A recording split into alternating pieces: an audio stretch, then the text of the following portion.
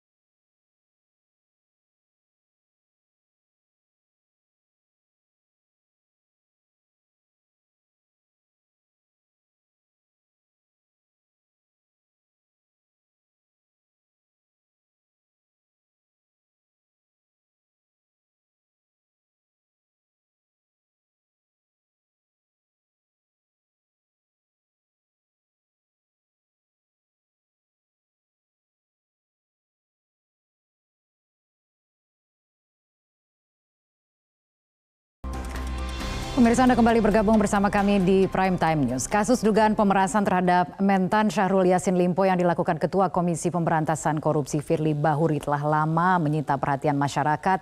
Berlarut-larutnya proses penyelidikan hingga penyidikan yang melibatkan pemeriksaan terhadap puluhan saksi, penggeledahan rumah dan juga umpet-umpetan dengan wartawan sempat mewarnai perjalanan kasus ini.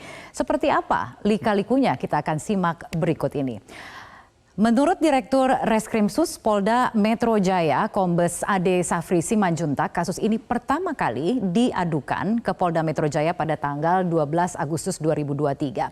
Jadi awal mula kasus ini adalah karena adanya pengaduan masyarakat atau DUMAS. Setelah melakukan serangkaian penyelidikan dengan melakukan klarifikasi dan juga pengumpulan alat bukti, kasus tersebut naik ke tahap penyidikan pada 6 Oktober 2023 atau hampir 2 bulan kemudian. Lalu sebanyak 91 saksi diperiksa sejak kasus tersebut naik ke tahap penyidikan, termasuk Firly Bahuri hingga mantan Menteri Pertanian Syahrul Yassin Limpo. Ada juga Kapolrestabes Semarang, Kombes Irwan Anwar yang dikatakan merupakan keluarga dekat SYL dan juga ajudan dari Firly Bahuri, Kevin Egananta.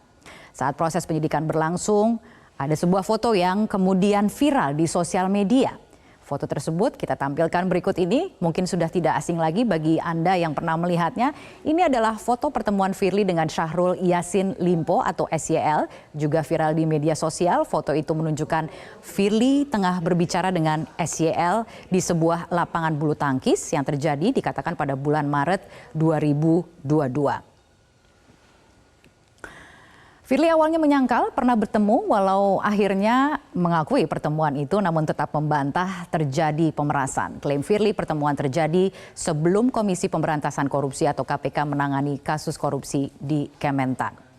Lalu berikutnya lika-liku dari perjalanan kasus ini kita juga sempat mendengar atau melihat secara langsung 2 rumah Firly di Jalan Kertanegara Kebayoran Baru, Jakarta Selatan juga Gardenia Villa Galaxy, Bekasi Selatan, Kota Bekasi juga sempat digeledah.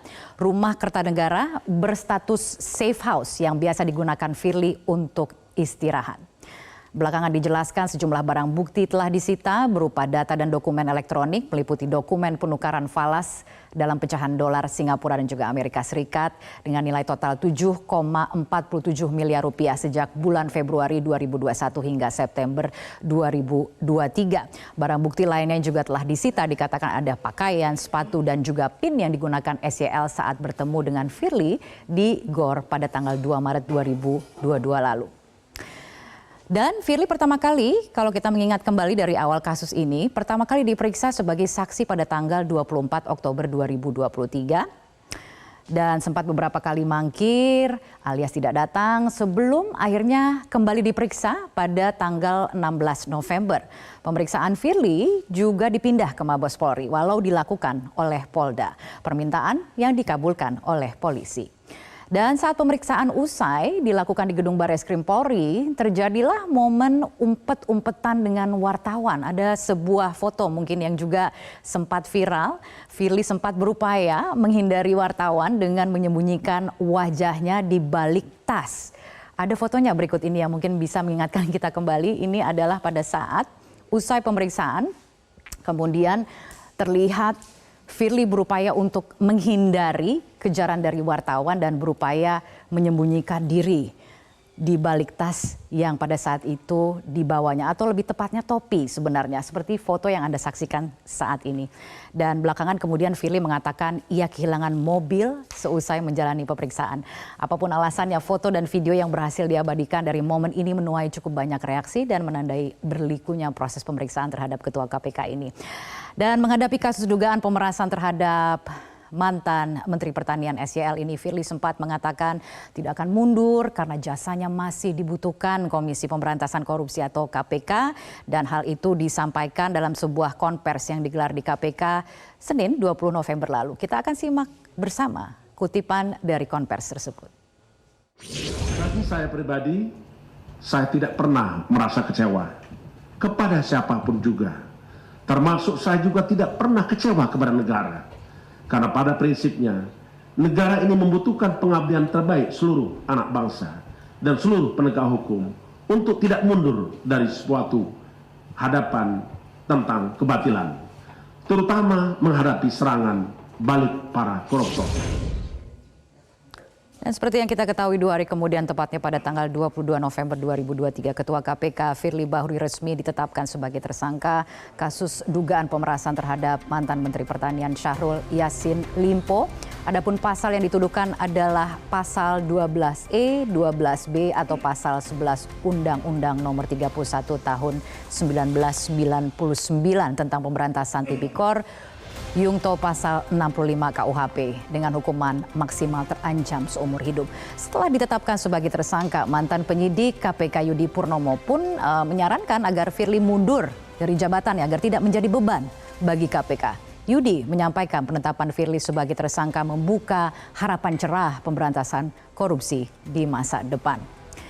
Dan pemirsa, sesaat lagi kami akan segera kembali dengan pembahasan selengkapnya. Tetaplah bersama kami di Prime Time News. Jelajahi cara baru mendapatkan informasi. Download Metro TV Extend sekarang.